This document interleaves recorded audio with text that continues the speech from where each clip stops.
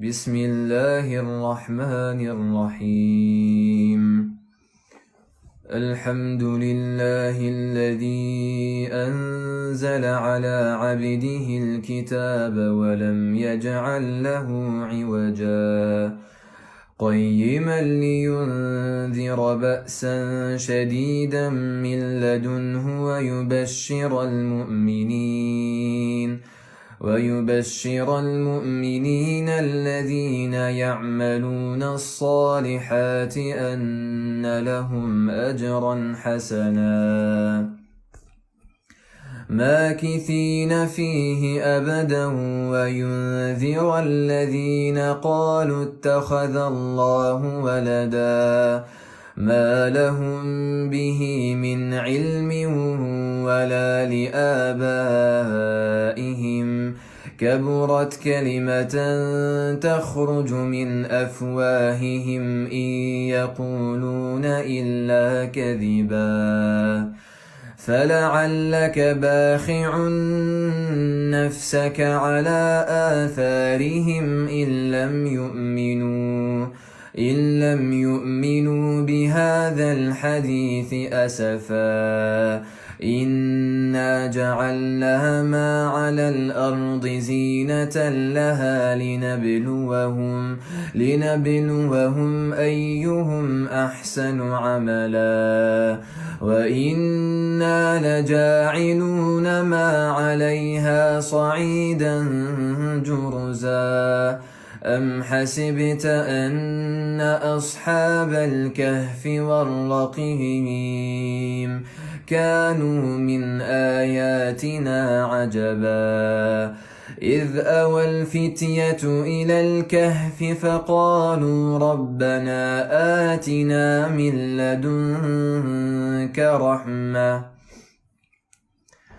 فقالوا ربنا آتنا من لدنك رحمة وهيئ لنا من أمرنا رشدا فضربنا على آذانهم في الكهف سنين عددا ثم بعثناهم لنعلم أي الحزبين أحصى لما لبثوا أمدا نحن نقص عليك نبأهم بالحق إنهم فتية آمنوا بربهم وزدناهم هدى وربطنا على قلوبهم إذ قاموا فقالوا ربنا رب السماوات والأرض لن ندعو من دونه إلها لقد قلنا إذا شططا هؤلاء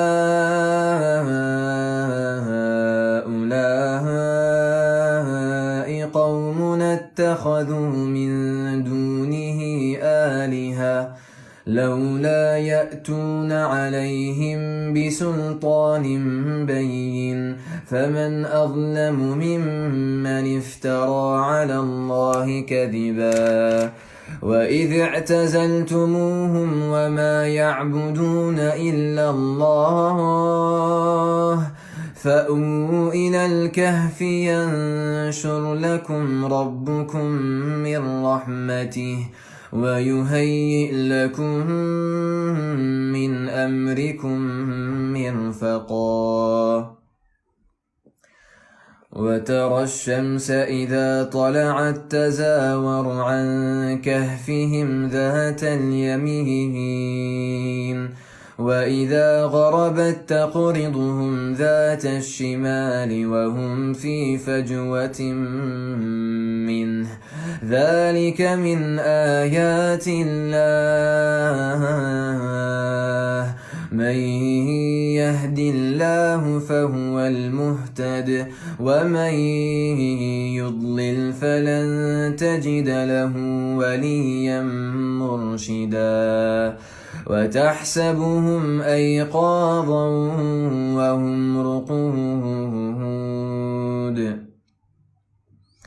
ونقلبهم ذات اليمين وذات الشمال وكلبهم باسط ذراعيه بالوصيد لو اطلعت عليهم لوليت منهم فرارا ولملئت منهم رعبا وكذلك بعثناهم ليتساءلوا بينهم قال قائل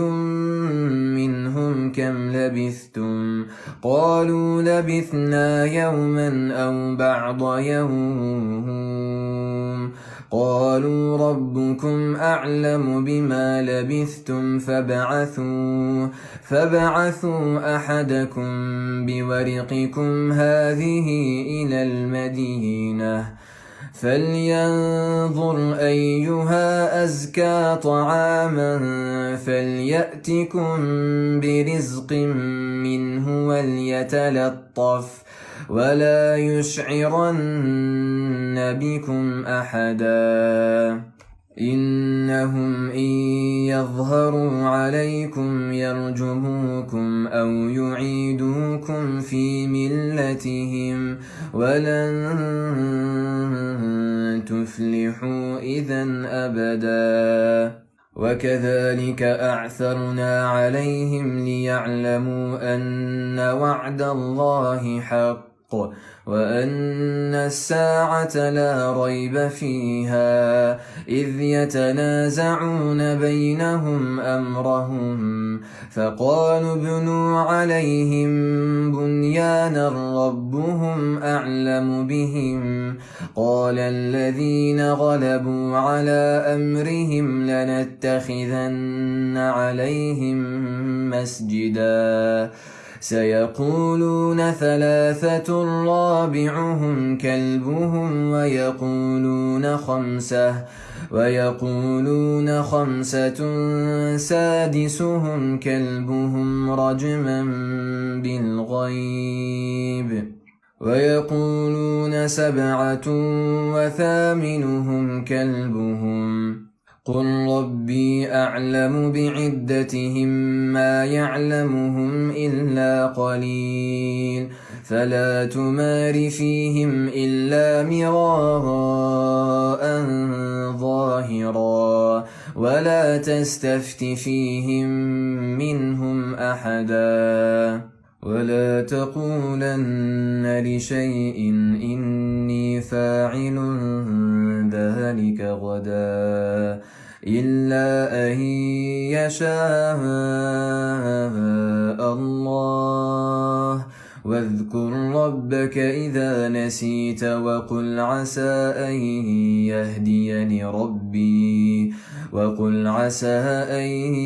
يهديني ربي لأقرب من هذا رشدا ولبثوا في كهفهم 300 سنين وازدادوا 9 قل الله أعلم بما لبثوا له غيب السماوات والأرض أبصر به وأسمع ما لهم من دونه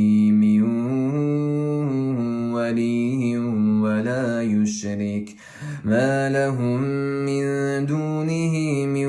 ولي ولا يشرك في حكمه أحدا واتل ما أوحي إليك من كتاب ربك لا مبدل لكلماته ولن تجد من دونه ملتحدا واصبر نفسك مع الذين يدعون ربهم بالغداة والعشي يريدون وجهه ولا تعد عيناك عنهم تريد زينة الحياة الدنيا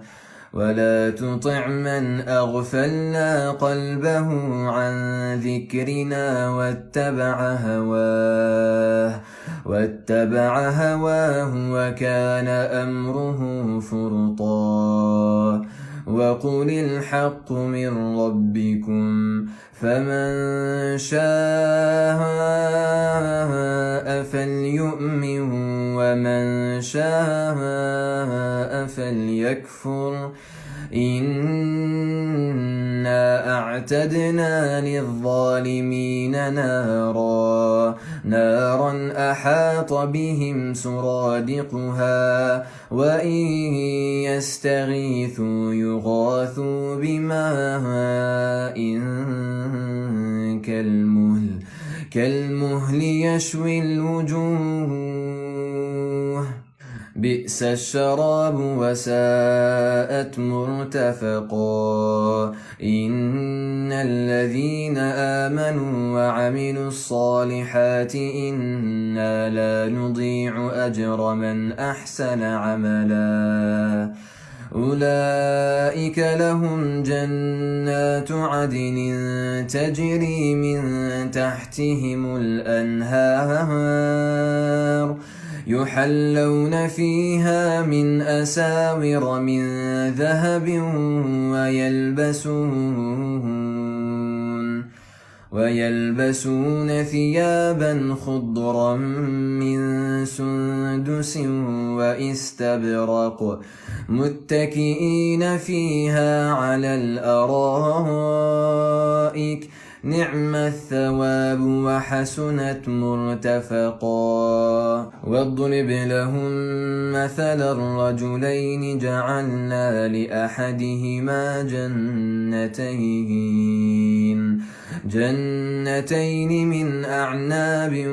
وحففناهما بنخل وجعلنا بينهما زرعا كلتا الجنتين آتت أكلها ولم تظلم منه شيئا وفجرنا خلالهما نهرا وكان له ثمر فقال لصاحبه وهو يحاوره أنا أكثر منك مالا وأعز نفرا ودخل جنته وهو ظالم لنفسه قال ما أظن أن تبيد هذه أبدا وما أظن الساعة قائمة ولئن رددت إلى ربي لأجدن خيرا منها منقلبا قال له صاحبه وهو يحاوره أكفرت بالذي خلقك من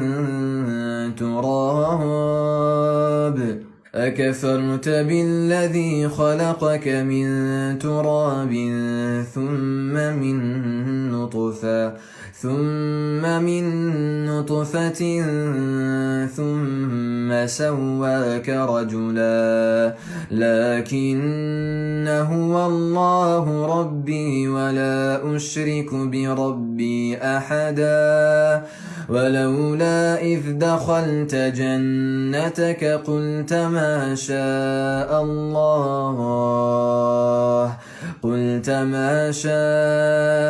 الله لا قوة إلا بالله إن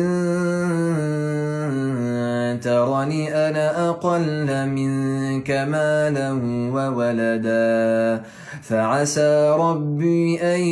يؤتيني خيرا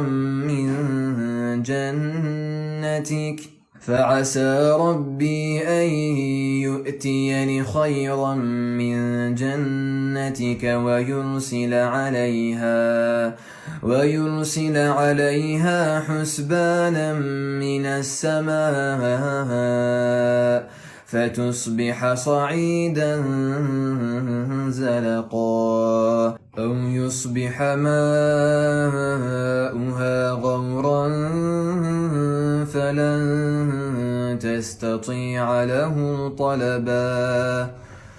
وأحيط بثمره فأصبح يقلب كفيه على ما أنفق فيها وهي خاوية على عروشها ويقول يا ليتني لم أشرك بربي أحدا ولم تكن له فئة ينصرونه من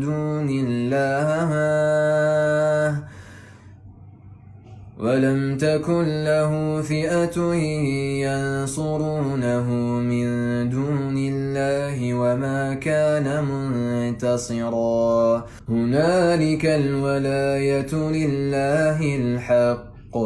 هو خير ثوابا وخير عقبا واضرب لهم مثل الحياة الدنيا كماء أنزلناه من السماء فاختلط به نبات الأرض فأصبح هشيما تذروه الرياح وكان الله على كل شيء مقتدرا المال والبنون زينة الحياة الدنيا والباقيات الصالحات خير عند ربك ثوابا وخير أملا ويوم نسير الجبال وترى الأرض بارزة وحشرناهم فلم نغادر منهم أحدا وعرضوا على ربك صفا لقد جئتمونا كما خلقناكم أول مرة بل زعمتم أن لن نجعل لكم موعدا ووضع الكتاب فترى المجرمين مشفقين مما فيه ويقولون يا ويلتنا ما لهذا الكتاب لا يغادر صغيرة ولا كبيرة إلا أحصاها ووجدوا ما عملوا حاضرا ولا يظلم ربك أحدا وإذ قلنا للملائكة اسجدوا لآدم فسجدوا إلا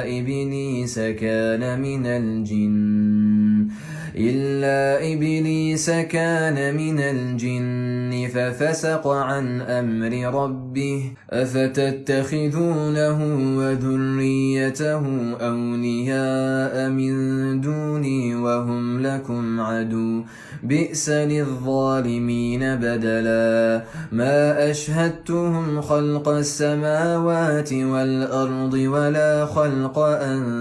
أنفسهم وما كنت متخذ المضلين عضدا ويوم يقول نادوا شركائي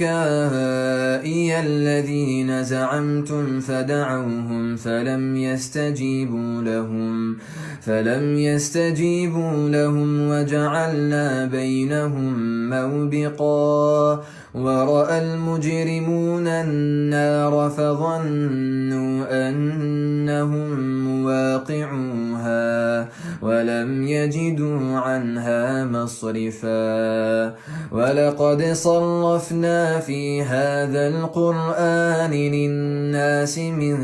كل مثل وكان الإنسان أكثر شيء جدلا وما منع الناس أن يؤمنوا إذ جاءهم الهدى ويستغفروا ربهم إلا أن تأتيهم سنة الأولين أو يأتيهم العذاب قبلا وما نرسل المرسلين إلا مبشرين ومنذرين ويجادل الذين كفروا بالباطل ليدحضوا به الحق واتخذوا آياتي وما أنذروا هزوا ومن أظلم ممن ذكر بآيات ربه فأعرض عنها ونسي ما قدمت يداه إنا جعلنا على قلوبهم أكنة أن يفقهوه وفي آذانهم وقرا وإن تدعهم إلى الهدى فلن يهتدوا إذا أبدا وربك الغفور ذو الرحمة لو يؤاخذهم بما كسبوا لعجل لهم العذاب بل لهم موعد لن يجدوا من دونه موئلا وتلك القرى أهلكناهم لما ظلموا وجعلنا لمهلكهم موعدا وإذ قال موسى لفتاه لا أبرح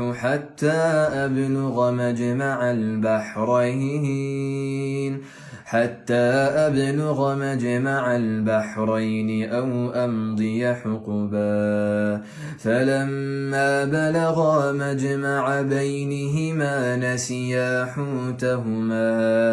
نسيا حوتهما فاتخذ سبيله في البحر سربا فلما جاوزا قال لفتاه آتنا غداءنا لقد لقينا من سفرنا هذا نصبا قال أرأيت إذ أوينا إلى الصخرة فإني نسيت الحوت وما أنسانيه إلا الشيطان أن أذكره واتخذ سبيله في البحر عجبا قال ذلك ما كنا نبغي فارتدا على آثارهما قصصا فوجدا عبدا من عبادنا آتيناه رحمة من عندنا وعلمناه من لدنا علما قال له موسى هل أتبعك على أن تعلمني مما علمت رشدا قال إنك لن تستطيع معي صبرا وكيف تصبر على ما لم تحط به خبرا قال ستجدني إن شاء الله صابرا ولا أعصي لك أمرا قال فإن اتبعتني فلا تسألني عن شيء حتى أحدث لك منه ذكرا فانطلقا حتى إذا ركبا في السفينة خرقها قال أخرقتها لتغرق أهلها لقد جئت شيئا إمرا قال ألم أقل إنك لن تستطيع معي صبرا قال لا تؤاخذني بما نسيت ولا ترهقني من أمري عسرا فانطلقا حتى إذا لقيا غلاما فقتله قال أقتلت نفسا زكية بغير نفس لقد جئت شيئا نكرا قال ألم أقل لك إنك لن تستطيع معي صبرا قال إن سألتك عن شيء بعدها فلا تصاحبني قد بلغت من لدني عذرا فانطلقا حتى إذا أتيا أهل قرية استطعما أهلها فأبوا أن يضيفوهما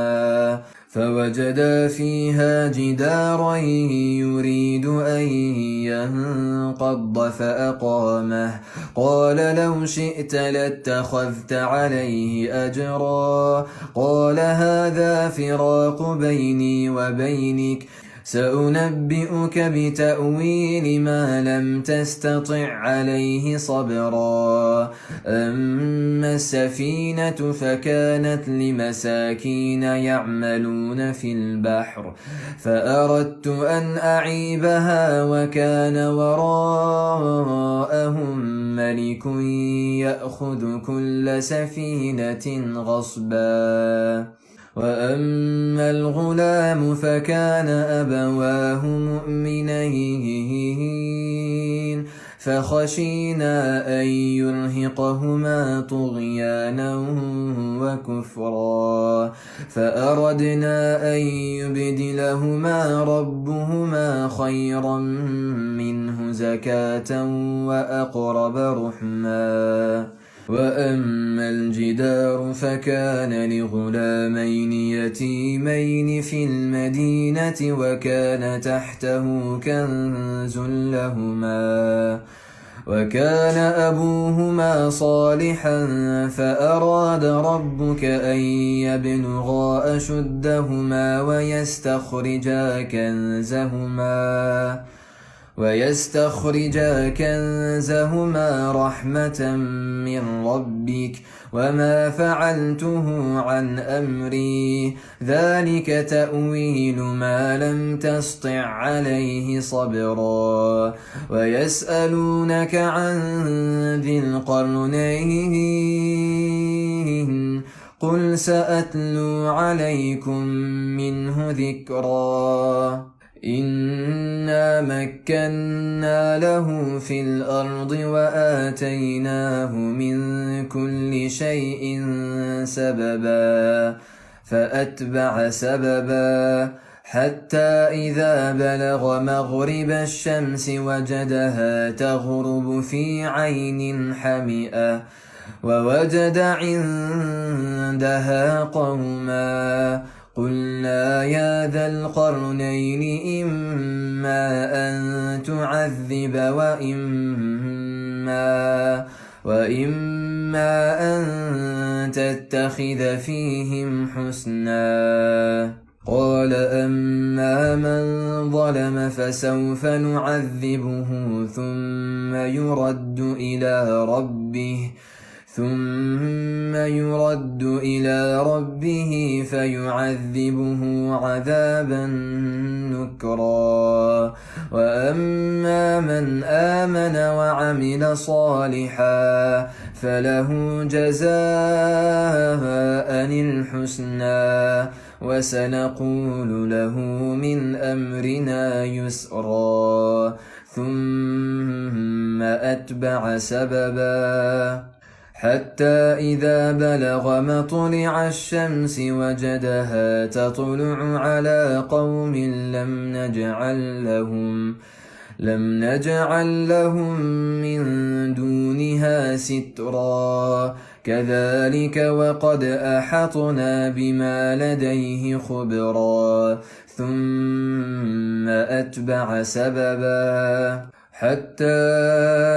إذا بلغ بين السدين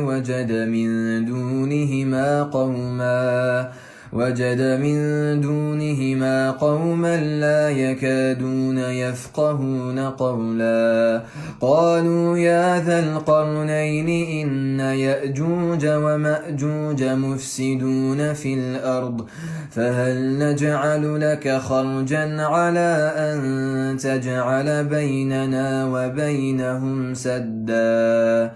قال ما مكني فيه ربي خير فأعينوني بقوة أجعل بينكم وبينهم ردما آتوني زبر الحديد حتى إذا ساوى بين الصدفين قال انفخوا حتى إذا جعله نارا قال آتوني أفرغ عليه قطرا فما استطاعوا أن يظهروه وما استطاعوا له نقبا قال هذا رحمة من ربي فإذا جاء وعد ربي جعله دكا وكان وعد ربي حقا وتركنا بعضهم يومئذ يموج في بعض ونفخ في الصور فجمعناهم جمعا وعرضنا جهنم يومئذ للكافرين عرضا الذين كانت أعينهم في غطاء عن ذكري وكانوا لا يستطيعون سمعا أفحسب الذين كفروا أن يتخذوا عبادي من دوني أولياء إنا أعتدنا جهنم للكافرين نزلا قل هل ننبئكم بالأخسرين أعمالا الذين ضل سعيهم في الحياة الدنيا وهم يحسبون أنهم يحسنون صنعا أولئك الذين كفروا بآيات ربهم ولقائه فحبطت أعمالهم فلا نقيم لهم يوم القيامة وزنا ذلك جزاؤهم جهنم بما كفروا واتخذوا آياتي ورسلي هزوا إن الذين آمنوا وعملوا الصالحات كانت لهم جنات الفردوس نزلا خالدين فيها لا يبغون عنها حولا قل لو كان البحر مدادا لكلمات ربي لنفد البحر قبل أن تنفد كلمات ربي ولو جئنا بمثله مددا قل إنما أنا بشر مثلكم يوحى إلي أنما إلهكم إله واحد فمن كان يرجو لقاء ربه فليعمل عملا صالحا ولا يشرك بعبادة ربه أحدا.